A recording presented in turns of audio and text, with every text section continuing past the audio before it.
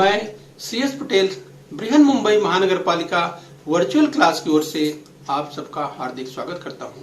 बच्चों, वैश्विक महामारी के चलते इस वर्ष पठन पाठन का कार्यक्रम प्रभावित हो रहा है। ऐसे में हमारी बृहन मुंबई महानगर पालिका ने प्रत्येक विद्यार्थी तक ऑनलाइन शिक्षण पहुंचाने की व्यवस्था की है। तो आइए बच्चों शुरू करते हैं। तो बच्चों, स्क्रीन पर आप देख पा रहे हैं हम ऐसे बने परिसर अध्ययन भाग 2। इस बच्चों हम बात कर रहे हैं कक्षा 5वीं की। तो बच्चों आज हम बात कर रहे हैं परिसर अध्ययन भाग 2 अर्थात EVS पार्ट 2 की हम बात कर रहे हैं। और बच्चों आज का पाठ है 7वां पाठ, आवास से लेकर गांव बस्ती तक भाग 1 यानी from shelters to village settlements part 1 की हम बात कर रहे हैं। जिस बच्चों 7वां पाठ आवास से लेकर गांव बस्ती तक भाग 1 यानी from shelters to village settlements part 1। तो बच्चों मैं CS Patel virtual training centre MCGM Mumbai से। आइए बच्चों आगे बढ़ते हैं। तो चलिए बच्चों हम सबसे पहले देखेंगे आवास की बात करेंगे। यस बच्चों, हमने अब तक पढ़ा इसके पहले कि शक्तिमान मानव मुख्य रूप से गुफाओं में रहता था।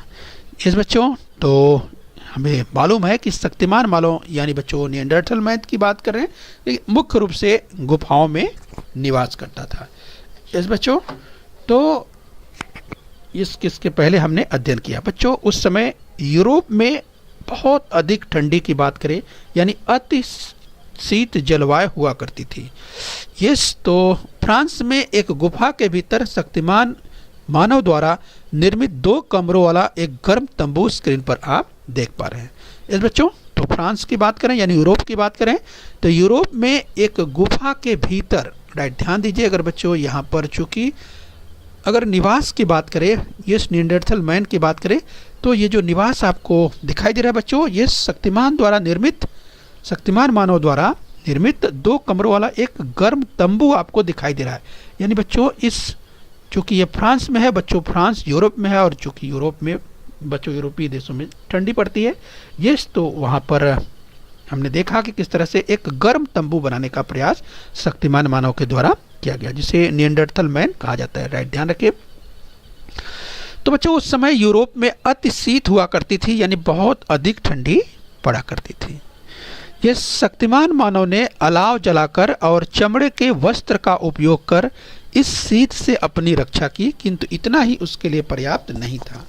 तो बच्चों आपने देखा कि शक्तिमान मानव यानी बच्चों निएंडरथल मैन की बात करें किस तरह से उसने प्रयास किया कि अलाव जला करके यानी आग जला करके अपने आप को गर्म रखें। यानी यस, उसको आग सामने जलाए, अलाव जलाए और उसको हाथ सेक करके यस अपने आप को किस तरह से गर्म रखने का प्रयास किया तथा इसके साथ ही चमड़े के वस्त्र का उपयोग भी किया उसने। लेकिन बच्चों अगर कहा कि इतनी ठंडी थी, यस बच्चों इतनी ठंडी थी कि निएंडरथल मैन को यानी शक्तिमान मानव को बच्चों अपने शरीर को गर्म रखने के लिए उतना पर्याप्त नहीं था। यस बच्चों, तो चलिए अगर ऐसी स्थिति हो रही थी तो आखिर में वह अपने आप को बचाने के लिए क्या किया उसने? तो बच्चों अपने आप को बचाने के लिए उसने गुफा के यानी जो स्क्रीन पर बच्चों बात करें तो ये देखिए जो एक गुफा के भीतर की अगर बात करें वहाँ पर गर्म जो है चमड़े लगाकर गर्म तंबू खड़े किए और बच्चों ये जहाँ ज़रूरत थी उसे उसने यानी आवश्यकता पड़ने पर खुले स्थानों पर भी उसने झोपड़ियाँ बनाई। तो बच्चों हम बात कर रहे हैं यस अगर प्राचीन काल की आवासों की बात करें यस तो आप देख सकते हैं बच्चों आवास, प्राचीन आवास स्क्रीन पर आपको दिखाई दे रहे हैं। तो आइए बच्चों आज हम सेटलमेंट्स की ही बात करेंगे, विस्तार से बात कर रहे हैं यानी आवासों की ही बात कर रहे हैं कि मनुष्य अगर प्राचीन काल का मानव किस तरह से अपने आप को सुरक्षित रखने का प्रयास आवासों के माध्यम से करता था। तो चाहे हम गुफाओं की बात करें, गुफाओं में खुद को हिंसक जानवरों से सुरक्षित रखने का प्रयास किस तरह से मानव किया करता था। राइट, तो यहाँ पर आप देख सकते हैं बच्चों एक चित्र स्क्रीन पर आपको दिखाई दे रहा है। यहाँ पर जो जंगली जानवर हैं, ये जंगली जानवरों से किस तरह से रक्षा हो सके। राइट, तो क्या करता था ये मानव जो है उस समय का मानव तो प्रयास करता था कि गुफाओं के जो मुख्य द्वार पर क्या करता था वो आग जला देता था। तो उस आग के डर से ये जानवर जिस गुफाओं में न पहुंच पाए, जहां पर गुफाओं में मनुष्य जो है निवास किया करता था, रहा करता था। लेकिन जिसके बावजूद भी अगर जानवर किसी तरह से घुस आते थे तो किस तरह से वह उन्हें लकड़ियों के जो भी उसके पास हथियार थे उस समय से, उस हथियारों के बल पर उन जानवरों को हटाने का, भगाने का, मारने का प्रयास किया करता था। तो बच्चों, इस तरह से हम जब बात कर रहे हैं किस तरह से गुफाओं में खुद को हिंसक जानवर से सुरक्षित रखने का प्रयास मानव किया करता था।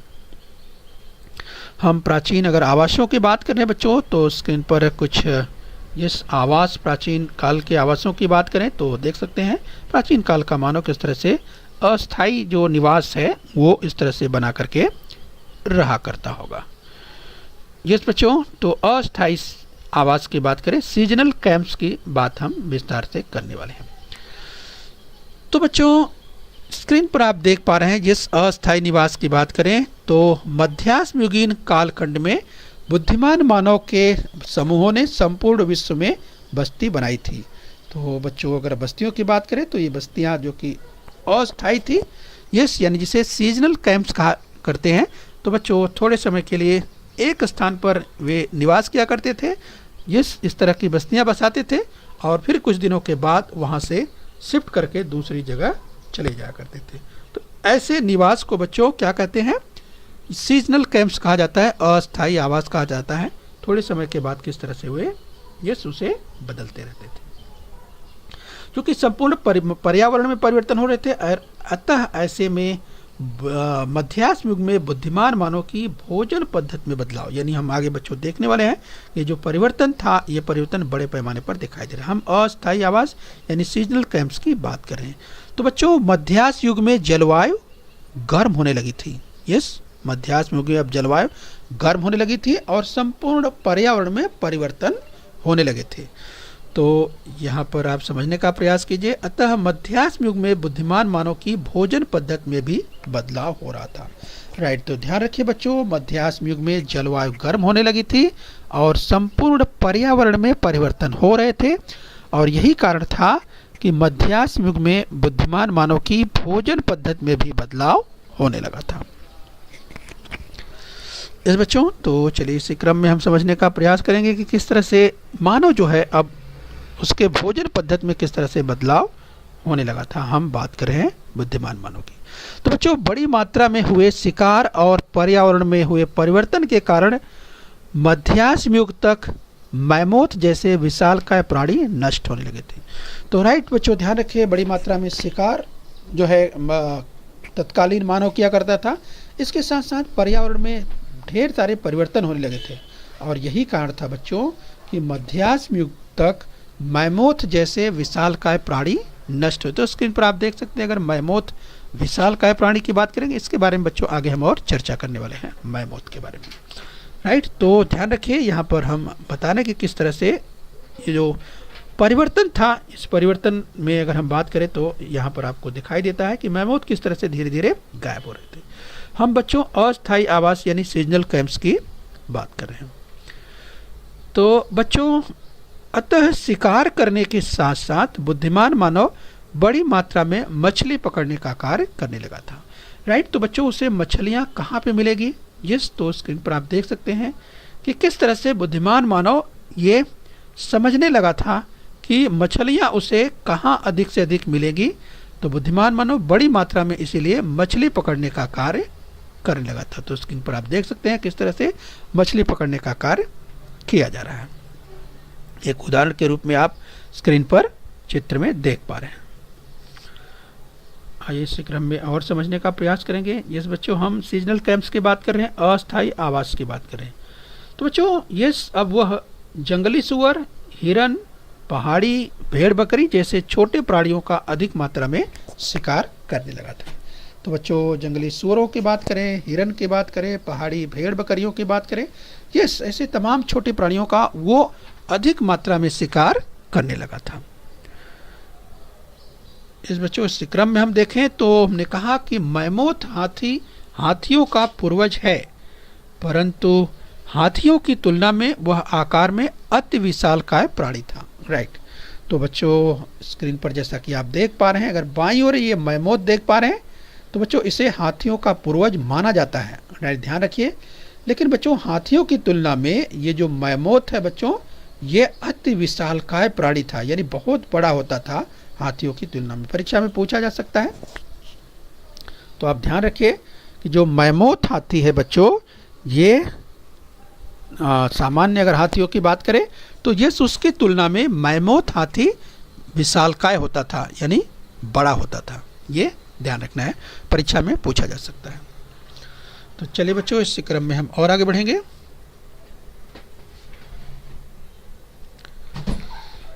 तो बच्चों बदली हुई भोजन पद्धति के कारण बुद्धिमान मानव के समूह दूर दूर के प्रदेशों तक घुमक्कड़ी कर सकते थे। तो चलिए बच्चों, यहाँ पर आप समझ सकते हैं कि बदली हुई भोजन पद्धति के कारण बुद्धिमान मानव के समूह दूर तक के प्रदेशों तक घुमक्कड़ी कर लिया करते थे। यानी अब चूंकि बच्चों ये उनके भोजन पद्धति में, यानी हम बात करें बुद्धिमान मानव के भोजन पद्धति में बदलाव आ चुका था, और यही बदली हुई भोजन पद्धति के कारण बुद्धिमान मानव अब उसके जो समूह थे वे दूर तक के प्रदेशों में घुमक्कड़ी कर सकते थे। यानी बच्चों ये कहीं न कहीं उन्हें अब इसके लिए अगर समय की बात करें और ये हथियारों के परिणाम कारकता की बात करें, ये जिसके कारण बच्चों अब वे बदली हुई परिस्थितियों के कारण तथा बदली हुई उनकी जो भोजन पद्धति है उसके कारण बुद्धिमान मानव के समूह दूर तक प्रदेशों तक वे घुमक्कड़ी कर पाते थे।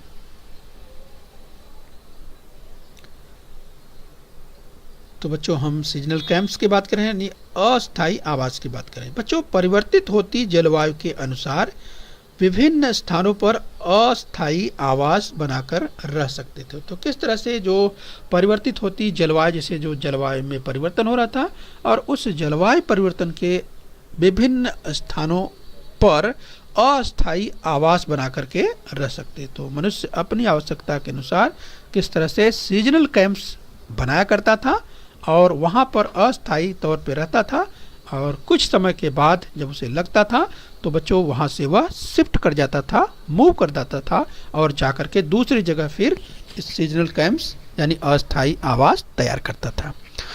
तो चलिए बच्चों इस क्रम में हम और आगे देखेंगे। तो बच्चों हम अस्थायी आवास की बात करें, सीजनल कैंप्स की बात करें। तो बच्चों संबंधित स्थान की जलवायु के अनुसार अनाज की कटाई करना, फल कंदमूल इकट्ठे करना, ये इनके महत्वपूर्ण कार्यों में से थे। तो स्क्रीन पर आप देख सकते हैं बच्चों कि संबंधित जलवायु के अनुसार किस तरह से अनाज की कटाई करना, ये इसके साथ कंदमूल फल इकट्ठा करना, तो ये सब कार्य जो है कह सकते हैं कि उनकी अपनी आवश्यकता के अनुसार अपने समय पर ये किया करते थे। तो यहाँ पर स्क्रीन पर दाहिनी ओर आप चित्र देख पा रहे हैं बच्चों किस तरह से अनाज की कटाई करना, यानी जो फसल तैयार होती थी उसको काटते थे। तो फसल काटने का कार्य स्क्रीन पर आप देख रहे हैं। तो चलिए बच्चों इसी क्रम में और आगे बढ़ेंगे। तो बच्चों हम अस्थायी आवास की बात करें, सीजनल कैंप्स की बात करें। तो बच्चों मछलियां किस मौसम में बड़ी मात्रा में मिलेगी यह ज्ञात कर उनका लाभ प्राप्त कर रहे थे। तो बच्चों उन्हें मालूम था कि किस मौसम में मछलियां अधिक मिलेंगी, यह उन्हें ज्ञात था और यह ज्ञात करके उसका लाभ प्राप्त करे थे। यानी ये मछलियाँ किस मौसम में बड़ी मात्रा मिलेगी, ये उन्हें इसका ज्ञान था और यही कारण था कि वे इसका लाभ उठा रहे थे, अपनी आवश्यकता के अनुसार वे इसका लाभ उठा रहे थे। तो चलिए इस बच्चों इस क्रम में और आगे देखेंगे। ये हम अस्थायी आवास यानी सीजनल कैंप्स की बात करें। शिकार बड़ी मात्रा में कहाँ मिलेंगे इसका निरीक्षण करते रहते थे इस बच्चों। तो ये देखा आपने कि किस तरह से, यानी कहाँ पर शिकार अधिक मिलेंगे, यानी जो शिकार उन्हें करना है ये तो शिकार बड़ी मात्रा में कहाँ मिलेंगे इसका निरीक्षण वे हमेशा किया करते थे। तो अस्थायी आवास यानी सीजनल कैंप्स की बात कर रहे हैं बच्चों। ये इन सभी कारणों से वे एक स्थान पर दीर्घ समय तक रहने लगे थे। अब धीरे धीरे क्योंकि लंबे समय तक वे रहने लगे थे एक स्थान पर, तो इससे बच्चों वे समझ पाते थे कि उस क्षेत्र विशेष की क्या स्थिति है, कहाँ पर उनके लिए मछलियाँ अधिक मिल सकती हैं, कौन सा मौसम उनके लिए कहाँ पर रहने के लिए उचित होगा। तो इन सब बातों का विचार करते थे और यही कारण था बच्चों कि वे एक स्थान पर अब लंबे समय तक टिके रहते थे। राइट। तो ये ध्यान रखना है। हम बात करें किस तरह से एक ही स्थान पर अब अधिक समय तक रहने का प्रयास किया जाने लगा था। जंगल में पेड़ों की कटाई करके खुले स्थान पर वे अपने आवास के अस्थायी पड़ाव डालते थे।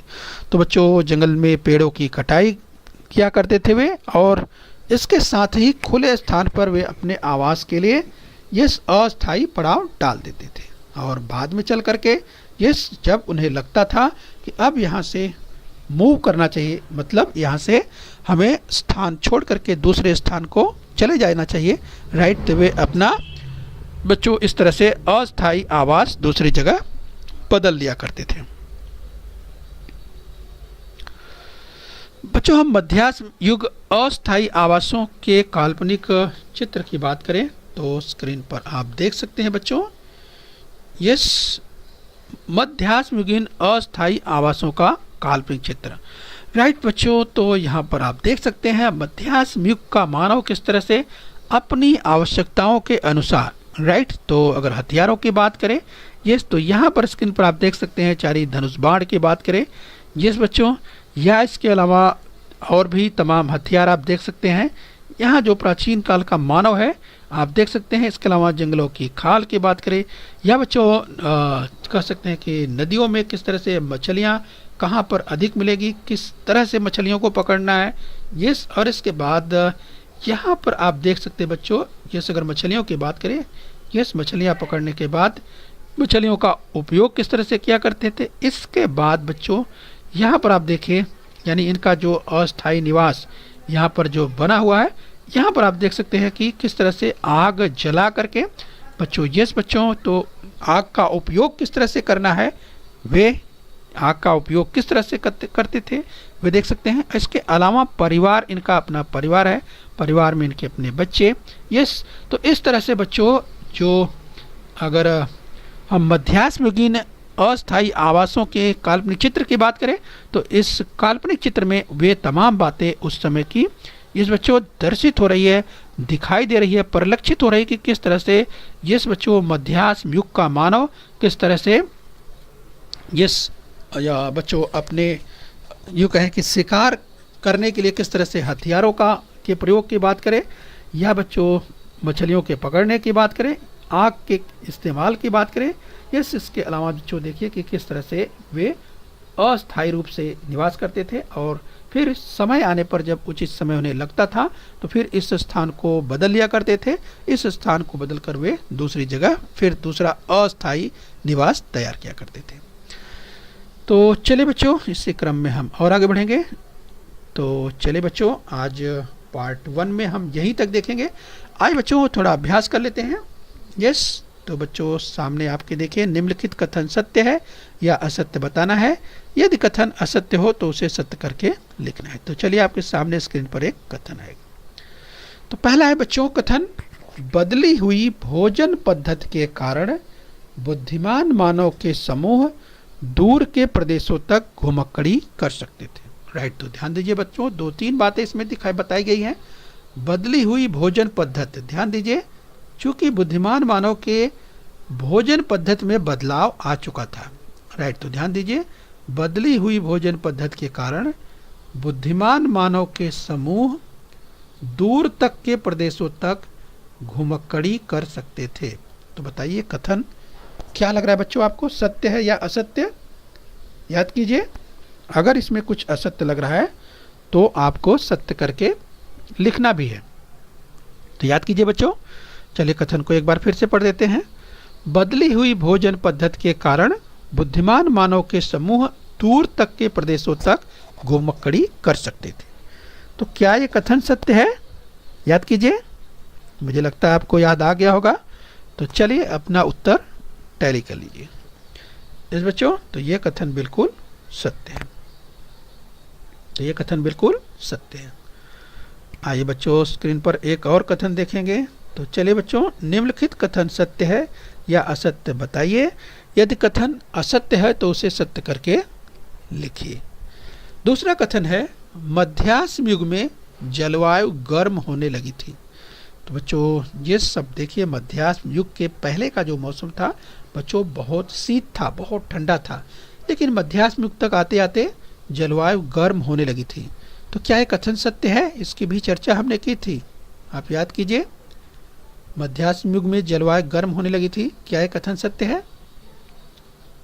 तो बच्चों आपको याद आ रहा होगा, मध्याह्न युग में जलवायु गर्म होने लगी थी, क्या ये कथन सत्य है? तो चलिए अपना उत्तर मिलाइए। यस बच्चों, ये कथन बिल्कुल सत्य है। तो चलिए हम उम्मीद करते हैं कि आपका उत्तर सही होगा। तो बच्चों कथन था मध्याह्न युग में जलवायु गर्म होने लगी थी, क्या ये कथन सत्य है या असत्य?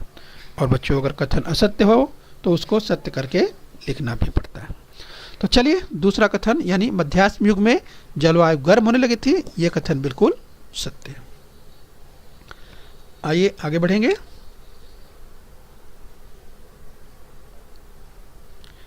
तो चलिए बच्चों ध्यान से देखिए स्क्रीन पर एक और कथन, निम्नलिखित कथन सत्य है या असत्य बताओ, यदि कथन असत्य हो तो उसे सत्य करके लिखो। राइट, ध्यान दीजिए बच्चों, अगला कथन है मैमोथ हाथी हाथियों का पूर्वज है, परंतु हाथियों की तुलना में वह आकार में बहुत छोटा होता था। याद कीजिए बच्चों, इसकी चर्चा हमने की थी। राइट, तो चलिए हम आपको पॉइंट करते हुए बताएं, यहाँ क्या लिखा हुआ है, मैमोथ हाथी हाथियों का पूर्वज है। याद कीजिए बच्चों, मैमोथ हाथी हाथियों का पूर्वज है, परंतु हाथियों की तुलना में वह आकार में बहुत छोटा होता था। तो याद कीजिए बच्चों, क्या यह कथन सत्य है? आपको याद आ रहा होगा बच्चों, मैमोथ हाथी हाथियों का पूर्वज है, परंतु हाथियों की तुलना में वह आकार में बहुत छोटा होता था। तो क्या मैमोथ हाथी अन्य सामान्य हाथी की तुलना में बहुत छोटा होता था? याद कीजिए। यस बच्चों, मैमोथ का चित्र आप याद कीजिए, हमने इसकी चर्चा की थी, आपको चित्र भी दिखाया था कि मैमोथ हाथी यस हाथियों का पूर्वज है, परंतु हाथियों की तुलना में वह आकार में बहुत छोटा होता था। तो क्या ये कथन सत्य है? तो बच्चों आपको याद आ रहा होगा, अरे हाँ इसकी चर्चा तो हुई थी। यस, तो क्या ये कथन सत्य है? बताइए। नहीं, ये कथन असत्य है। तो क्या करेंगे बच्चों? यस बच्चों, अगर कथन असत्य है तो देखिए ऊपर सूचना दी गई है, यदि कथन असत्य हो तो सत्य करके लिखो, यानी इस कथन को सत्य करके लिखना पड़ेगा।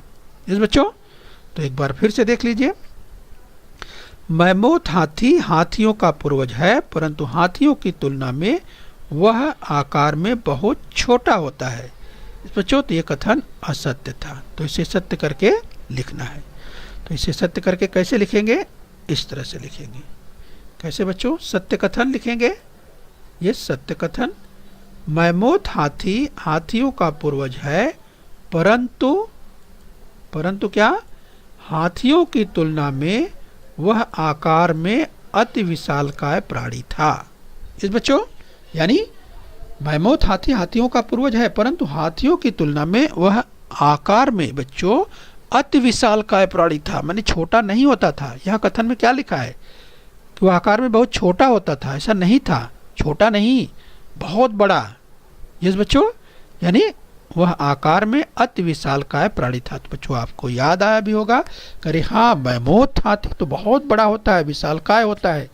इस बच्चों तो इस तरह से बच्चों आपने देखा कि अगर कथन इस तरह से दिया रहता है और कथन अगर असत्य होता है तो उस कथन को सत्य करके लिखना होता है। जैसे यहाँ पर देखिए, इस कथन को सत्य करके लिखा गया कि मैमोथ हाथी हाथियों का पूर्वज है, परंतु हाथियों की तुलना में वह आकार में अति विशालकाय प्राणी था। इस बच्चों तो इस तरीके से बच्चों आपको कथन को, अगर असत्य कथन दिया है तो उसको सत्य करके फिर से लिखना होता है। ठीक है बच्चों, तो हमने पार्ट 1 में आज देखा बच्चों। यस, अगर हम बात करें तो पार्ट 1 में हमने देखा आवास से लेकर गांव बस्ती तक पार्ट 1 देखा। बच्चों पार्ट 2 में हम लोग और विस्तार से देखेंगे। इसके बाद पार्ट 2 में हम गांव बस्ती की भी बात करेंगे, यानी विलेज सेटलमेंट के भी बात करेंगे। तो आज हमने आवास की बात की, यस हमने अस्थायी आवास की, और हमने यस बच्चों मैमोथ हाथियों के संदर्भ में यस हमने चर्चा की, और हमने देखा कि किस तरह से जो बदली हुई भोजन पद्धति के कारण बुद्धिमान मानव के जो समूह थे वो किस तरह से दूर दूर के प्रदेशों तक घुमाकड़ी भी किया करते थे। यस बच्चों हमने ये देखा। तो पार्ट 2 में हम विस्तार से देखेंगे बच्चों, विस्तार से देखेंगे गांव बस्ती के बारे में। ओके बच्चों, तो यस बच्चों अपने स्वास्थ्य का ध्यान रखें और खूब मेहनत करते रहिए। बच्चों बृहन मुंबई महानगर पालिका के इस चैनल को सब्सक्राइब कर लीजिए और बेल आइकन प्रेस कर लीजिए। तो बच्चों हम उम्मीद करते हैं यहाँ तक आपने समझ लिया है। आगे फिर मिलेंगे। आज के लिए इतना ही। Thank you very much.